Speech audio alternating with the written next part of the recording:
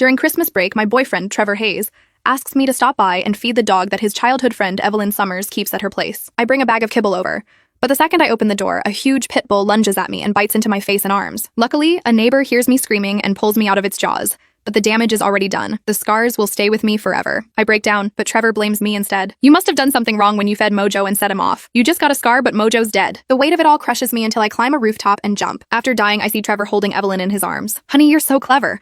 Starving Mojo for a few days really worked. Now she's dead. We can finally be together." When I open my eyes again, I'm back on the day Trevor asks me to go feed that dog. "Hanny, don't forget to feed Evie's dog today." Trevor Hayes' voice came through the phone, the voice I would never forget. I stood frozen, unable to believe what I was seeing. Outside the window, "We Wish You a Merry Christmas" played faintly, as if the holidays refused to end. I rushed to the mirror. My skin was smooth again, and the scar was completely gone. Then it hit me. I, Hannah Shaw, had come back to life. "Hanny, are you still there?" Trevor asked, raising his voice when I didn't answer. "I'm not feeling well today. I can't make it. Tell her to find someone else," I said flatly. Trevor sounded annoyed. "No way! Evie went to Hano Island for the holidays. If you don't go, Mojo will starve. You always feed stray cats. What's the big deal about a dog?" I let out a cold laugh. "A dog bit me when I was a kid. I'm afraid of dogs, so I'm not going. Tell her to find someone online." "No, Evie lives alone. She can't just let a stranger into her home. You're a woman too. How can you not get that?" When I didn't budge, he softened his tone. "If you're not feeling well, just stay home. I'll bring the dog over. You can watch him for a few days, and I'll pay you for it. Deal?" My stomach dropped all over again. I was currently staying at my parents' house.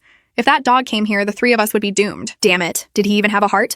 I forced out a laugh. "Forget it. Didn't you drive out of town with your dad? I'll feed the dog and keep your money. We're not strangers." He laughed in return. "Thanks for helping Evie out. When she's back, I'll make sure she treats you to dinner." When I hung up, I pressed a hand to my chest, trying to steady my breathing. Christmas wasn't over yet. My parents were visiting relatives, and the presents still sat piled under the tree. Staring at the gifts, an idea hit me. Moments later, I drove to Trevor's house. I showed up at their door with 2 bottles of red wine and a gift basket. Only Trevor's mother, Lydia Barker, was home. She hadn't gone back for Christmas in years because she and her in-laws were always at odds. Maybe that was why she couldn't stand the idea of me as her future daughter-in-law. "Trevor hasn't decided to marry you. Don't bring gifts here. Take them back," she said coldly. I smiled and replied, "Even if I'm not married to Trevor yet, it's only right for me to visit. I can't take back a gift once I've given it. If you don't like these, I'll take you out shopping. You can pick whatever you want." I kept a sincere look on my face. Lydia couldn't find a way to say no. When she heard she could buy whatever she wanted, she hesitated for a moment. Then, I took her out anyway. I sat in the car, gripping the steering wheel as memories from my past life flashed through my mind. When I started dating Trevor, I'd known about his childhood friend, Evelyn Summers, but he always kept his distance from her, so I never thought much of it. In my past life,